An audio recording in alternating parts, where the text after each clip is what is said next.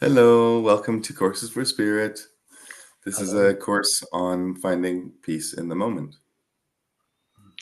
And you may or may not have watched the introduction. And if you haven't watched the introduction, you might want to do that. And this is going to be looking at the practices, and we're going to you'll see that you're provided with like what we call seeds, little practices that you can add to pick and choose the ones that you like and find the ones that you're in the greatest resonance with. Yeah. Some practices you may know, some practices you may not know. And of course, the more that we utilize or use or do practices, if you imagine them being like tools or exercises, that over time we can get better at them.